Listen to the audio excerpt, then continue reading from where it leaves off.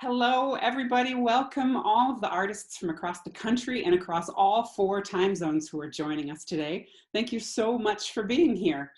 Kyle King from Slam Academy is going to be our host. Hey, Kyle, thanks for being here. Thank you. Thank you so much to you, Chris, and to ACF for letting me be able to do this. We were talking a little bit beforehand. My name's Kyle King. I'm an instructor at Slam Academy. I'm also the community development manager.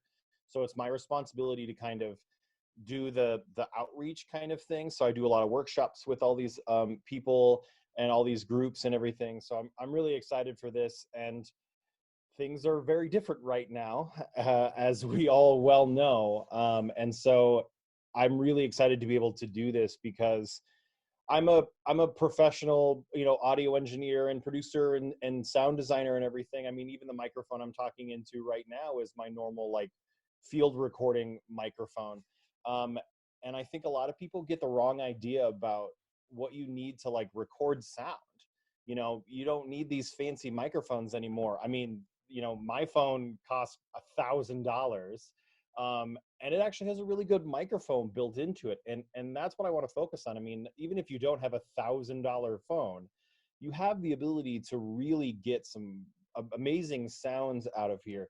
And so quite like the comedians and stuff, I have a lot of props with me today. So that's one of the things that I'm going to kind of show off, is just some ways to get some great sounds just into your microphone. The nice thing about it is, regardless of whether or not you're using an Android or an Apple phone, you can still just record audio in. In fact, I have an iPhone, and what I do all of my recording into when I use this is just my voice memos app. So if you're using an Apple phone, you have voice memo right out of the box. And Android has this now too, which is really handy. I've never really wanted to use any other third-party applications for this, because just the built-in stuff is great. So I want to talk a little bit about the workflow that I have when I'm recording sound with my phone, and how to get that into the computer and stuff, and then maybe some more technical things from there. But I also want to be available for lots of questions, because I'm sure there's going to be a lot of questions about this kind of thing. But yeah, so I've talked a little bit about me and what I want to talk about today. And so now I just kind of want to dive into it. So like I said, I normally use the Voice Memos app on my phone. And the nice thing about the way that works is I can label things. It gets dated, it gets timed, it gets kind of marked, because what happens a lot of times when I'm recording sounds, either out in the real world, which I'm pretty sure still exists, and then when I'm stuck inside all of the time, I might record for 30 minutes, for an hour. I might, take a lot of different sounds. And so having them organized is really important. Take it from someone who has been in the professional sound design world. Organization is key, and I wasn't usually very good at being organized until a time like this came about. So there are other things that you can get aside from just the phone. I'll post a link in the chat as well. There are also some external microphones that you can get for your phone. If you want to plug a microphone in, there's definitely a way to do that. Now, I know, for better or worse, there are a lot less phones with microphone ports or headphone ports in them. So some microphones work better than others. There's a Zoom microphone, which is interesting because we're using Zoom. There's a Zoom company that also makes microphones, the ones that I use professionally. And there's a link I'll post in chat. If you're using an Android phone or an Apple phone, an iOS phone, you can buy this microphone and actually plug it into the back of your phone, the little charging port there, and now you can have some professional quality microphones just connected directly to your phone. I've used these before in the past and they work great. I've done like, remote interviews. I've done some sound design things, just some ways to kind of get some better quality sound out of it. So if you're looking to step beyond just the built-in phone, there are options for you. And so those are things that are definitely worth looking into. Another thing that I really like to do is I like to think about what my session will be like. So if I want to record things, what do I want to record? Do I just want to record sounds? Do I want to record my voice? Do I want to record my guitars? Do I want to record all my synthesizers? What is it that I'm actually trying to record? The nice thing about the way that sound and audio is now is the quality of the audio coming from really any device is now so much higher than it used to be.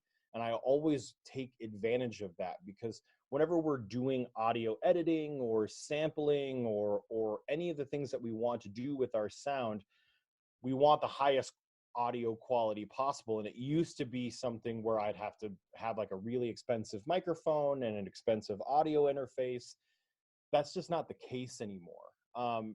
I know people who have done entire albums using things just with their phones. Now, are you going to go out and do that?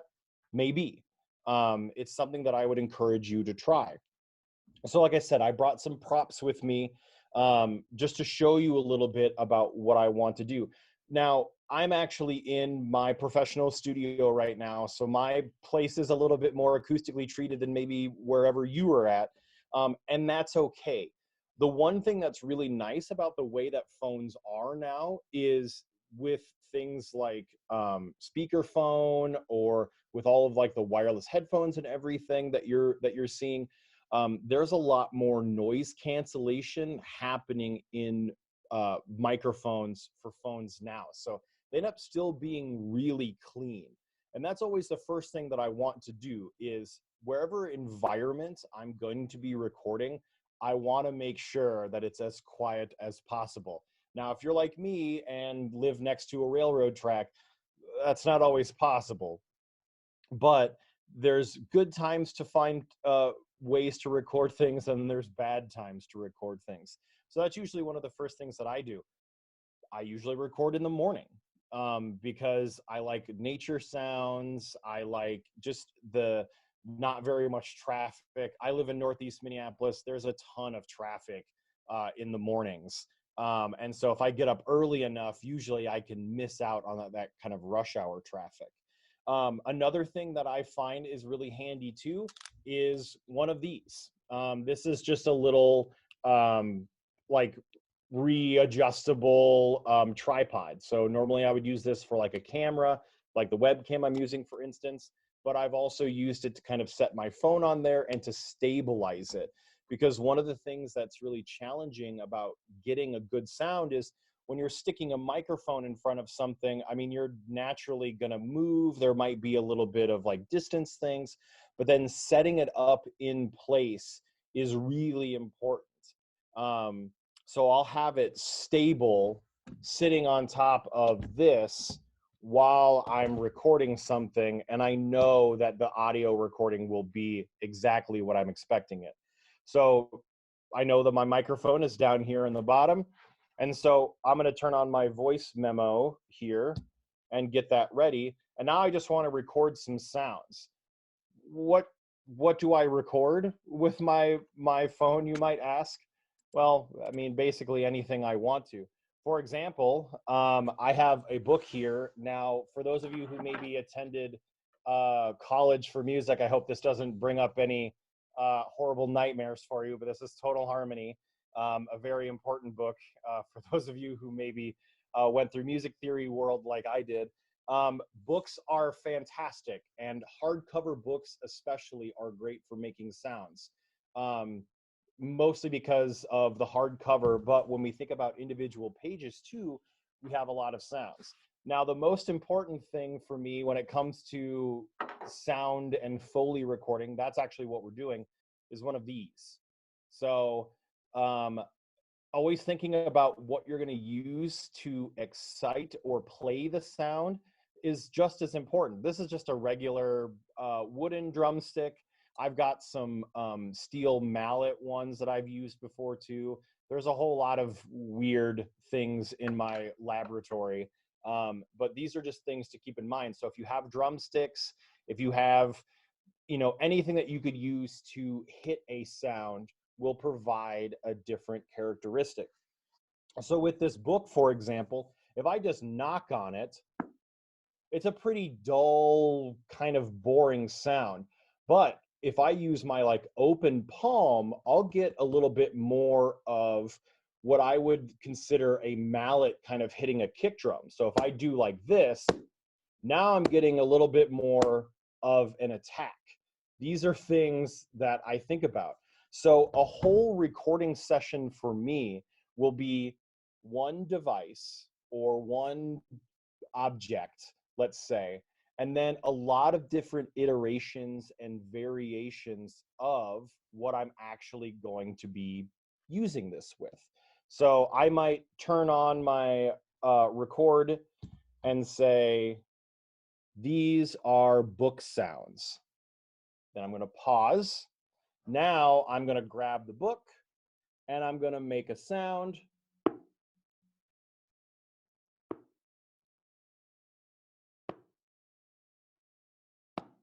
And I'm going to iterate how hard I'm hitting it. If I want to hit it like straight on with my knuckles, or maybe a little bit closer to the tips of my fingers, any type of variation that I'm going to do. And you'll notice too, when I started doing that, I space it out. That's going to make sense when we get to the editing process, but you always want to get a little bit of time in between each of the individual sounds. And like I said, we want to keep things into individual sounds, not quite into like entire channels or tracks. Now that I'm done with that, I might actually do some closing sounds. I always like this one. And I noticed while I was opening up, I was getting some pretty good like crackling sounds out of it too.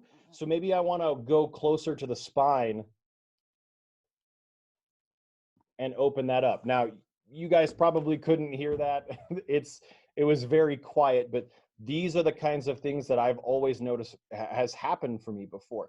Now, one project that I did that kind of really opened my mind to this idea was I was challenged by someone to write an entire track without using any sounds inside of my computer. It was only sounds that I had created.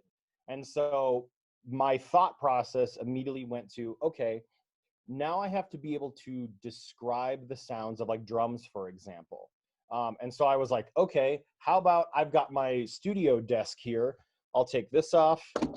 And now if I hit the underside of my desk here, I get a much different sound than if I were to hit like, say, the top of my desk. And I want that kind of beefy kick drum sound that you get from like a good solid kick drum. And so now if I just close my hand into a fist,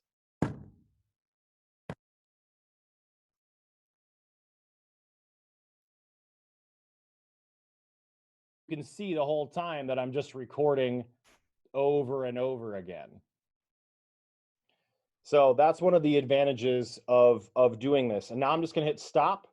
And now I have 2 minutes and 41 seconds that I'm going to go through to kind of edit and remove some, maybe some extra sounds from. So once you do that, that is the start of the process. It always is the most fun part of the process. I will definitely admit to that. But this is where the creativity kind of comes out.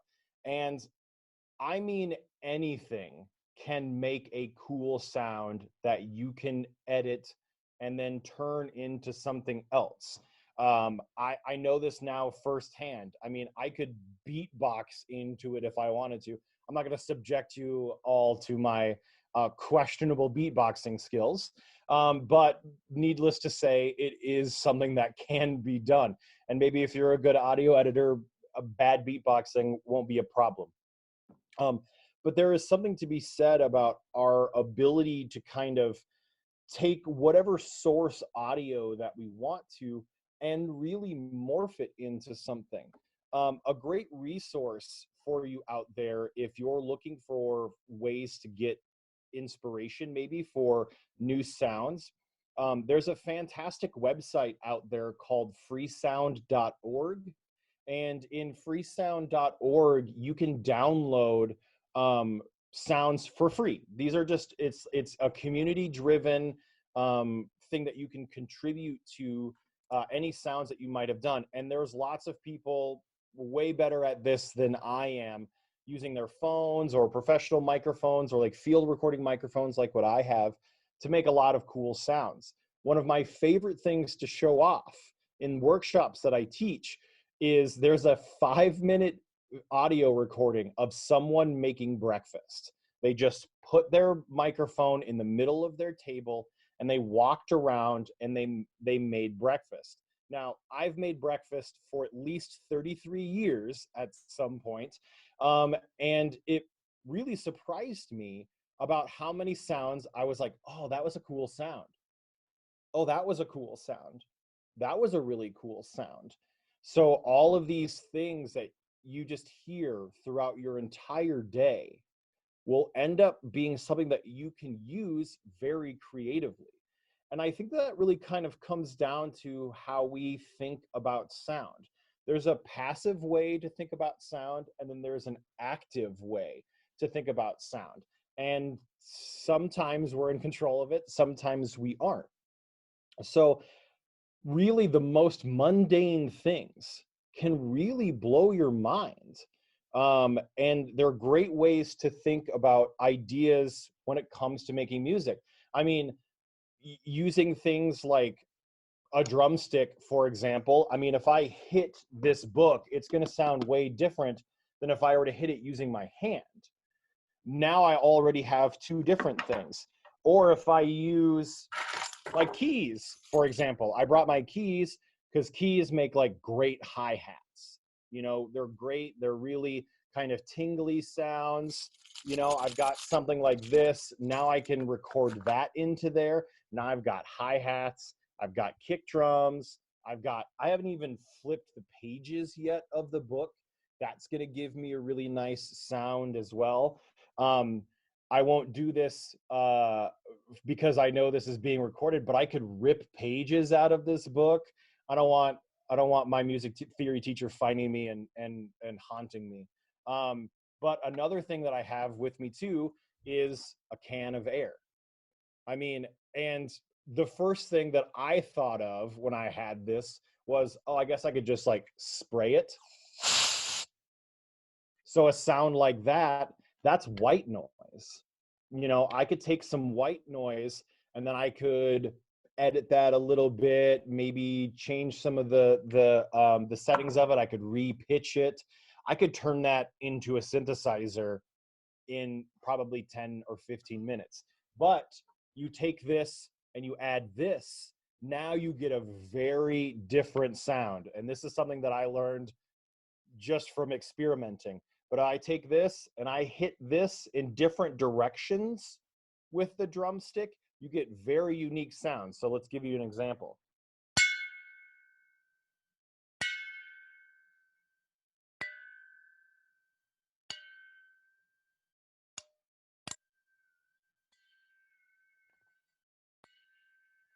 So you can hear that like pitch warbling sound even. I mean, these are all things that you can get that are probably just around you right now. I've got a box with a microphone in it I can use.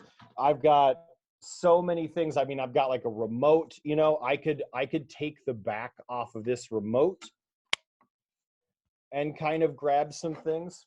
So really it's up to you. Now, if you're going to go out after this and look around you and think about all of the things that you have that can make sound, which I actively encourage, let me give you a bit of workflow tip in regards to this. Generally, when I'm working on a sound design project, like if I'm doing Foley recording for a film, or I just recently did sound design for a video game, my first recommendation to you is to write out a concept behind your recording session. Because otherwise, if you're like me and like shiny things and will get distracted easily, this is the best bet for you, is to give yourself a little bit of structure before you move forward with your session. So just say, I want to record drum sounds, you know, and then I want all of the things that I'm going to be doing are going to be emulating drums. Then each of those individual things that you record, say into your phone as you record, you know, hit your record button and say, this is, or these are drum sounds. Say what they are, take a break, a small, you know, second or two break between what you're saying and the actual sound itself. This is going to make it easier for you in the long run. Now, because I'm using iOS, I have access to AirDrop, and so I can just AirDrop this to my computer and grab it in there. But I mean, all you have to do is just plug it into your computer, and you can transfer it that way. You can email it to yourself. I use Dropbox. Dropbox is great because then I can upload my sounds to Dropbox, and then I have access to it on my studio computer or on my home computer or wherever I want to access it. Now, most of the time, I won't do any editing on my phone. And the reason for that is because I'm not really good at tiny screen editing. You have to do a lot of like really kind of minute adjustments when you're audio editing. And so I just want to avoid having to use my fat fingers and touch screen to make that happen. But you're in luck. If you are someone who, as of right now, is using a digital audio workstation, say like Pro Tools or Logic or Ableton, which is what I use, or any of these other tools, you can use those to edit audio. Now, that is a fairly extravagant way to go about it. If you want the free solution, which is what I'm all about, there is a software out there called Audacity. And I'll post a link to that in the chat as well. And this is a free software that you can use to edit and export audio. This is one that I actually use professionally. Now, this is not a substitute for something like Ableton Live or Logic or Pro Tools or any of those pieces of software. But what it is it's a way for you to actually take your audio in and do some editing.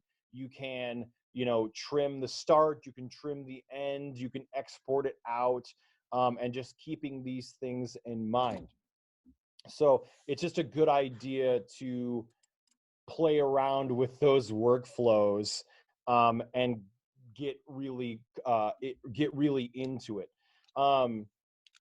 Now, I have a few more tools that I can pull out and play around with, but I'll avoid kind of going too crazy into it.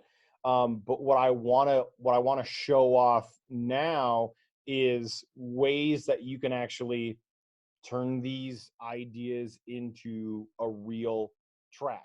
Now, I'm an electronic music producer and composer and everything.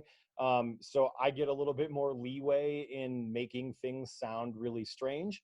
But if you're more of a traditionalist, as you're recording these sounds, it's always a good idea to think about the context in which the sound is going to be used. So, for example, drums are pretty self-explanatory. I mean, when you think about drums, you hit them with something. They're usually pretty short. So it would just be me kind of hitting things to make drums. I've got a little metal rod here. I can hit that metal rod with this and make a slightly, you know, ringy sound. maybe just the sound of the wood itself. Or one of my favorite things to do are really loud key presses on keyboards. Now, I'm not going to smash my keyboard in front of me, but I've got a couple of keyboards in my closet here. I can go grab those and like run my hand up and down a keyboard, for example. That gives a lot of really clicky sounds. Clicky sounds like a closed hi-hat, for example. This is something that I actually used in a song that I released. I don't have a drum kit, believe it or not, in my studio. So sometimes I've had to either use samples or I've kind of had to improvise. And running my hands up and down a keyboard gives a lot of repetitive clicking sounds. So then bringing that into my digital audio workstation and pitching that up makes it sound like a drum. And that's what I'm going for. I'm always trying to think of what kind of sound am I emulating? Now, another thing that I've done, for example, too, I actually released an entire song just off of recordings for what I use in Gold Medal Park, which is a park about 5 blocks from my studio. I went out there, I set up my phone on my tripod, and I just hit record for about 10 or 15 minutes. And I just recorded the ambience of the park. Now, interestingly enough, I took that recording, brought it into my digital audio workstation, and then I was actually able to isolate certain frequencies that I was hearing very commonly throughout the entire recording. I was able to take those frequencies and actually create a melody out of this. This is the advantage of the music theory that I taught myself over the course of like 15 years. And I was able to turn that into a melody. I took that same melody, I went back into Gold Medal Park.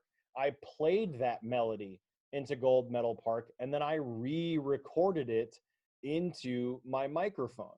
So there's all of these really cool ideas for us to kind of play around with this.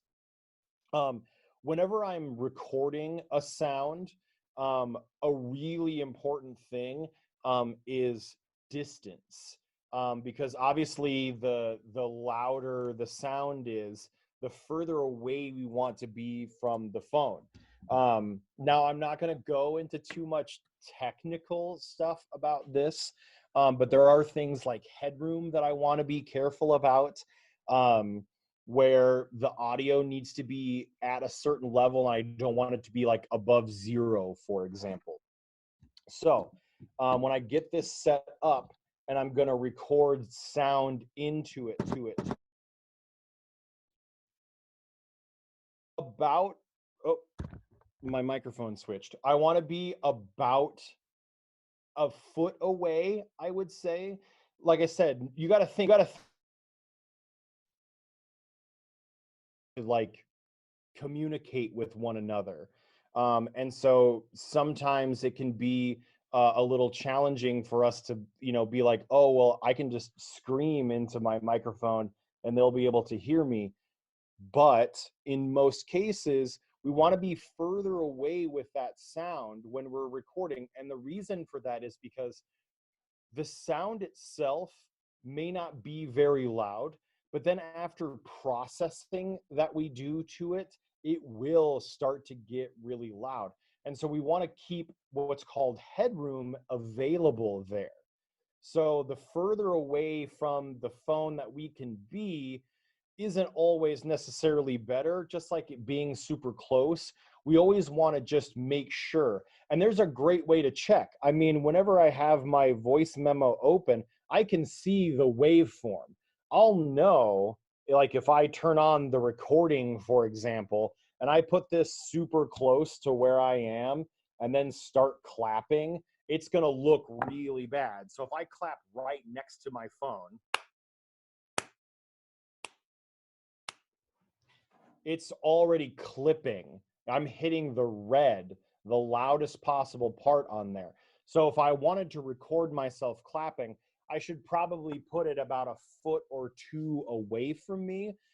that's going to allow me to get a better quality sound from it. So, you know, sometimes it might be kind of fun to play around with these sounds. But one thing that I know is the louder the sound, generally the further away from it that you want to be. So I'm sure that there are probably someone out there who has kids that have played around with slime before. And I'll tell you, I had a lot of fun with slime. That's another one of those things. Now, that's one where you tend to have to kind of have the camera as, or your phone as close to the sound source as possible, because that's a lot of like tiny kind of squishy sounds. But let me tell you, I had some of the most fun I've had doing sound design and Foley recording with slime. You know, there are different ways to do it now. I'm not saying go out and buy produce right now just for the sake of exploding it or breaking it apart. But things that I've used, celery is fantastic. I've seen people use celery for decades. You get like a nice big group of celery. I usually get it wet beforehand, put it right over by where my microphone is, and then break it. Usually not like super fast. I'll do some of it like nice and slow, like a good bundle like that. Those are amazing, amazing sounds. I'm trying to think of like other ones that I've used that are, carrots are also really great. And don't use baby carrots. I'm talking like big rooty carrots are really fun to play around with too. You know, just like using them or like peeling them is a great sound too. It's like it's almost like tearing a piece of paper, but has slightly different characteristics to it. And you know, there's so many things around me right now that are that can make noise. And I mean, even just looking at some of the people who are in their houses right now, just looking at the cameras, I can tell that there are a lot of things around all of you that can make some really cool sounds. And so just thinking outside the box when it comes to these things is really important. There are no bad sounds. I will definitely say that. There are just different applications for that sound, maybe. So be inventive, be creative when it comes to this. And even if you're not even using it for your own compositions and you want to maybe try something, one thing that I've done in the past is I've made a sample pack. So if you've maybe gone out and bought a sound pack or a sample pack before, and you know, utilize them maybe in your commercial compositions or something, but just making a sample pack for like yourself or your friends or your community is a great way to do it too. Those are things that have inspired me to go out and make a lot of cool sounds. Not to mention, as a sound designer, I have access to a lot of different cool sounds that people have like shared with me, or sample packs that I've bought, or companies that I've worked for. But I'll tell you what, my like most treasured, guarded thing on my computer is my user library in Ableton, which contains all of the sounds that I've made over time. So starting to build this workshop for yourself is a great thing to start thinking about doing today. You know, what kind of sounds do I want to capture? How would I make a sample pack? Well, the first thing that you need to do to make a sample pack is have an idea. That's really it. I did a sample pack called Heat, and in that Heat sample pack, all I did were sounds that either involved or were generating heat of something. I recorded a really old like steam radiator. I recorded a Zippo lighter and matches, and then like a regular lighter.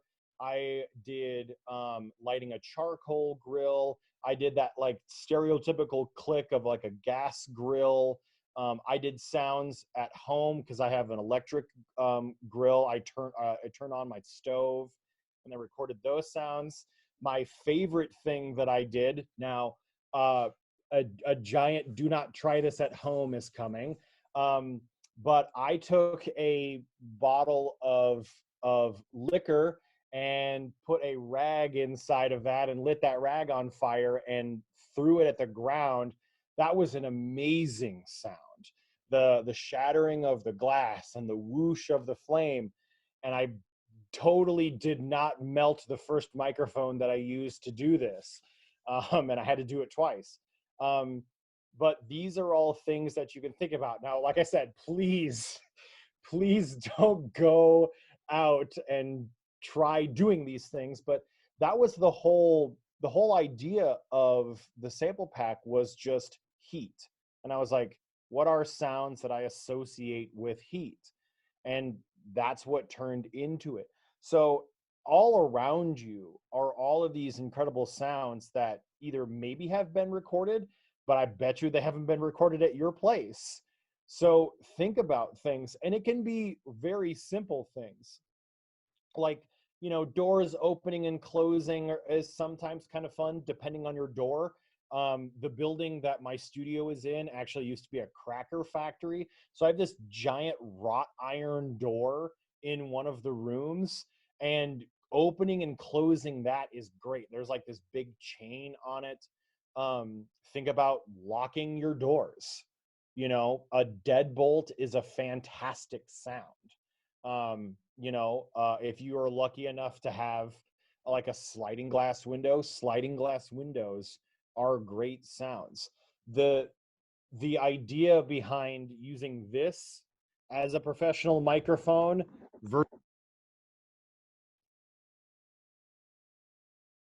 have one of these than one of a field recording microphone. But you treat them just the same.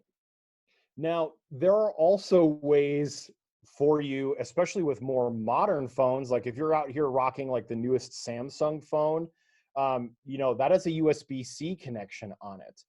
You can actually connect a USB-C cable to an audio interface. So if you want to connect it to an audio interface, you can then record directly into something like Ableton or Audacity or Pro Tools. That's a way that you could look at it too. You could totally have a portable setup all on your own and take it with you. So these are things that you can kind of play around with and really make it a special, unique kind of thing for yourself. So I want to make sure that I'm leaving time for questions. So I'm going to talk for about 10 more minutes, and then hopefully we can get some nice community interaction with each other. But just thinking about other ideas for you to kind of step out of this, I do want to encourage you. If you're totally stuck indoors and maybe you're not feeling like picking up your instrument or, playing, Phrygian scales on a piano, which is not as much fun as it sounds. Sorry to all the piano instructors out there. I was a good student, I swear. But there are lots of ways to make sound your instrument, so to speak. Even just editing is a great way for you to get more familiar with the process behind what us audio engineer nerd sound designers do. And I want to encourage all of you to, after this workshop, to think, what would a song sound like using only sounds around me? Then it's what I like to do is I like to think of sounds that I would use normally in a song. And then I say, how do I make that sound in the real world? And you have things like cellos and violins and all these other things with these really unique characteristics. A great way to help kind of fight that, like, oh, well, nothing makes this sound, is to start thinking about sound in the context of how we listen to it. So when I talk about sound design, I talk about the ways that we experience sound, and we experience sound in three very particular ways. The first one is frequency. Now, frequency is easy to kind of understand, especially to everyone here, I'm going to guess, because it's low frequency and high frequency. You know, a low frequency, you think of like a bass, like a double bass. Then you got high frequency, you've got like piccolos and all of this other stuff. You have a wide range there. So that's frequency. So define that sound by its frequency. Is it a high or a low frequency? Then you have amplitude. Amplitude is just volume. How loud is that sound? You know, you think about something like a violin, and it, you know, that initial attack might be nice and loud, but maybe the sustained note might be slightly softer. And lastly is timbre. Now, timbre is not very scientific like amplitude and frequency, but it's the way that we actually use to describe the color or the characteristic of the sound. If I were to blindfold all of you and I were to play if I were to use a power drill, you would all know that it's a power drill because it has a very unique sound. If I were to hit a gong, you'd be like, that's a gong. You know, you're not going to confuse it for like a car honking. You know, the reason that we know that is because of the timbre. We say it sounds electronic. It sounds like a power tool. It has this, you know, really unique characteristic. If a cow moos, you're like, oop, it sounds like an animal. It sounds organic. It sounds natural. Those are ways that we use to describe the timbre of sounds. So every time that you go and you want to record something around you to replace, for instance, an instrument that you might normally use, describe its frequency, its amplitude, and its timbre. And that's going to give you the framework behind what you would need to do to recreate that sound. For example, a kick drum. A kick drum is low in frequency, usually pretty high in amplitude, and the timbre is that it's like a punch, you know? Okay, so chances are high if I find something that has a low frequency sound when I hit it, like a table or a desk, for instance, I'm already there. Now I just need to record it and say, here is my kick drum. I want you all after this to step outside of the tangible kind of context behind the sounds that we hear and the sounds that we experience. You know, I grew up interested in how to play all of these instruments, when instead it ended up being, I liked the idea behind the sounds that they created.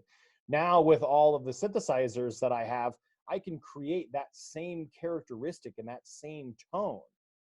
And now I've discovered I can just do it by making a sound and then editing it and changing how this works.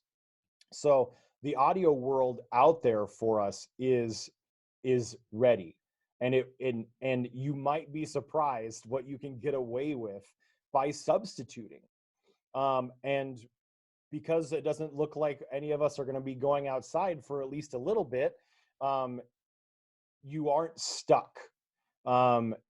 This is a great opportunity for you to make an isolation album, so to speak, and really take advantage of the plethora of objects that you have around you and start thinking about the context of the sound instead of just the sound itself.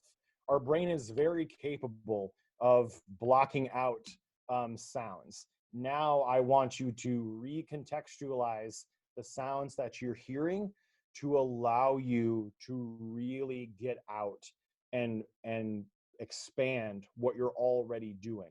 If you're already writing music, awesome. If you're already feeling like a pro, great. This is just another tool in your toolbox to really help you give you some unique characteristics. I mean, one of my favorite things to do is I have some old songs that I never want to hear again, but I could rewrite them using sounds that I've done just with Foley recordings, and break that down, and then I maybe will like the song again. So think about all of these things when you're moving forward with your compositions. Is what could I do to really help make this unique? Well, say instead of using an analog traditional drum or an analog traditional guitar or something, think about other things that you can do.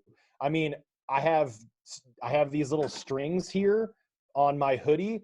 I could stretch them nice and taut and have someone play this while I'm recording it into my microphone. Now, is that going to be a really recognizable tone? No, but with a little bit of audio editing and some pizzazz, I could turn this into a guitar pluck. Then I stack 3 instances of that guitar pluck on each other, detune them a little bit. Now I'm playing a chord. There are lots of different ways for you to go outside of the box for this. And I highly, highly encourage you to do so. It's a lot of fun. And let me tell you, in times like this, I need to have the most fun as possible with my music, because it's my job, it's full time, and I love it, and I wouldn't trade it for anything in the world, but it's been a challenge. And I'm sure that some of you are going through the same thing. And this is something that even just getting offered to teach this workshop inspired me to really rethink about how I'm doing stuff. So being able to even talk about this has inspired me to make music. And so I really do hope that I can inspire you to think about different things moving forward. So got about 10 minutes left. I want to open the floor up to questions, as I'm sure there are probably many. And I'm sure Chris is going to maybe moderate for me a little bit as well. But yeah, put it in chat or whatever. I'm definitely here to see what you guys think. Yeah, see, the first question is definitely the non-Apple user. I want to just take a look at the link. Yeah, so the ear pods with the microphone that's kind of built into them, it has noise canceling built into it. So usually those are pretty solid for that. I've actually used my AirPods. I have AirPods, and I've recorded voice into there. Now it requires a little bit of studio magic and processing afterwards. It is far and away not the worst microphone I've ever used. So it's totally doable. And in times like this, let's be a little bit nicer to ourselves about the audio quality of things that are coming out. Now, when you're recording like vocals and things like that, that requires a little bit more finesse. Now, definitely imagine my phone being like a regular microphone like I have over in my vocal booth. It's not going to be right here in front of my face. It's definitely going to be a foot or a foot and a half away, yeah, that's perfect. I mean, that's really all you need to do. But I would highly recommend, this is a great opportunity to use that tripod. Having it stable in place is going to make a big difference. But you know what? These phones are made to record voice and to hear voice. They're already very capable of getting the sound isolated around the frequencies of our voice and not much else. So even if you're not in a perfectly isolated room, you're still going to get a good quality. Now, multi-tracking tends to be a little bit more challenging. If you're wanting to record yourself like playing guitar and singing at the same time, tends to be difficult. But one of the things that I know that I've done as well is in those cases, I'll put my microphone in the corner. So I could put my microphone in the corner and then sit in the middle of the room and sing and play. And because of that, what happens is it spreads out. And so I get a little bit more of the room and less the actual distance between that, because I'm not going to, strum my guitar at the same volume as my voice necessarily. But then the further away that it gets, now I'm mixing the guitar, my voice, and the room together in kind of a nice little swirl. Another question about the audio being clipped is that's a good thing to just kind of check. Like for example, in this, you'll see the waveform really touch the top and bottom. That's clipping. I mean, when it gets rectangular and like square, and it starts to really have these like jagged edges, that's clipping. Clipping isn't always bad, but when you're recording audio, less is better because you can always turn it up later. Gabriel asks a great question too about voice memos being M4A into Ableton. The what I normally will do is I can take them into Ableton. So I'll just airdrop them onto my computer, or I can connect it to my computer, and via Apple Music you can actually pull your voice memo files off. I have to drag them into Ableton to convert them to a WAV file. Unfortunately, the voice memo does do in a file format that's not as adaptable as some of the other ones, but they are really solid once it's edited over. Audacity is primarily what I use for editing these audio samples, and then I will bring them in to Ableton once I start actually composing with them. So those are good things too.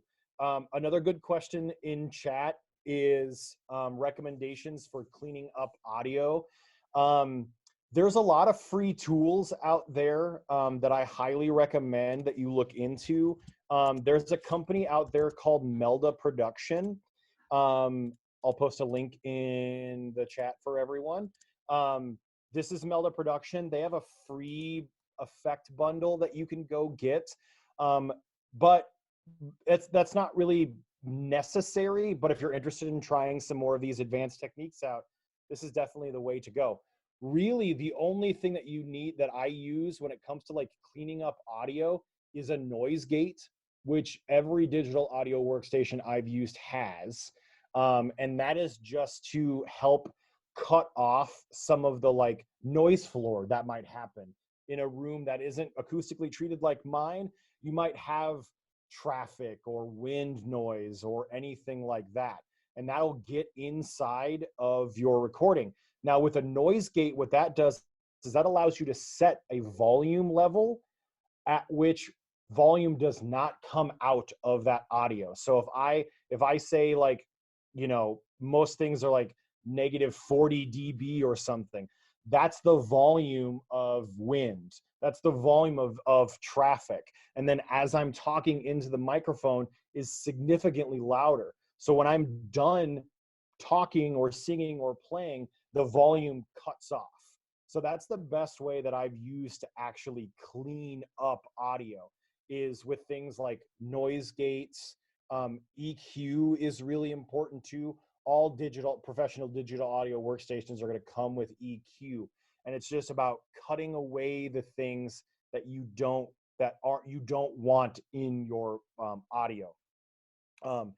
Another question is how to record a keyboard The Yamaha P85. I have a Yamaha S80 right here. Cheers to you if you've ever used it. It's a fantastic, really weird sounding keyboard, and it has great piano sounds. But the key clicking is really challenging. Now, there's in the studio building that I'm in, there's a really out of tune piano, but it's so old, it has great clicking sounds. I just got the clicking sounds out of it. But what I will say is if you're recording yourself playing the piano, I would record yourself just playing a scale, for example. And I mean, take your time, play one note at a time. And what you're going to see is anytime that you get a clicking, it will show up in the actual audio recording. When you bring it into Audacity, you'll see the whole waveform, and you can normally find the actual sound that's happening, and that's where you just clip that out. And then you can maintain like the transient, so that initial attack of the note, and then remove that click from it as well. It requires a little bit of finesse. You'll get better at it as you do it kind of more frequently. But I know that dealing with those kinds of things is something that I've played with before. Another thing that might work really well is using your microphone in a particular position of the actual piano. Sometimes moving it further away from the keys can help lower the volume of that clicking. Yes, Audacity can export as .wav files. It's, like I said, it's the one that I've used quite a bit. It's really great.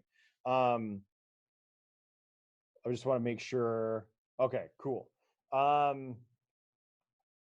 And simple options looking at one track while recording a sec. Yeah, I mean, AirPods will work just fine.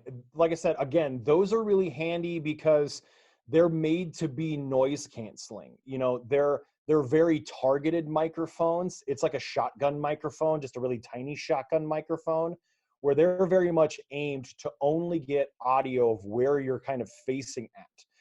And so it won't bleed, but you'll definitely need to just make sure that you're checking your recording over and over again so that nothing actually is coming through, you know, depending on how loud the things are that you're playing.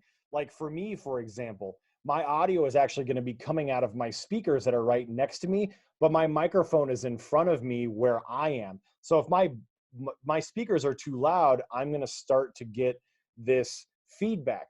But because this microphone is made to be aware of being so close to speakers, it fights that feedback. These work that exact same way.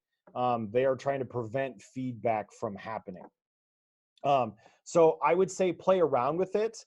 Depending on how reverberant your room is, you may have an issue, but I wouldn't be surprised if you did it like I like using my bathroom because my bathroom is so small. It's pretty handy. The last question before what Chris said is the difference between EQ3 and EQ8. I'm guessing you're probably talking about the Ableton EQ3 and EQ8. EQ3 in Ableton is very much like a DJ EQ. It's what I would consider a musical EQ.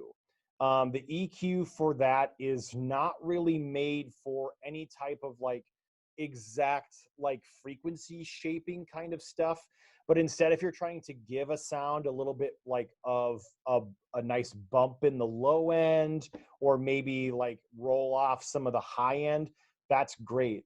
For exact frequency like surgical kind of stuff, I use EQ8 on everything. It's perfect for getting in there and cinching things up and really emphasizing particular sounds. EQ8 is my go-to for that kind of thing. Great. All right. I see Chris just popped back up. I'm guessing that means it's 12 o'clock. Thank you so much, everyone, for letting me talk. And thanks to ACF and to Springboard for the Arts for letting me do this. It's a real pleasure of mine that people want to listen to me talk about things that I've been nerding out about since I was a little kid. I very much feel blessed to do this.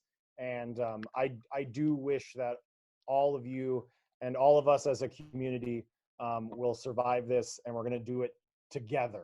And so thank you so much for letting me be a part of your day.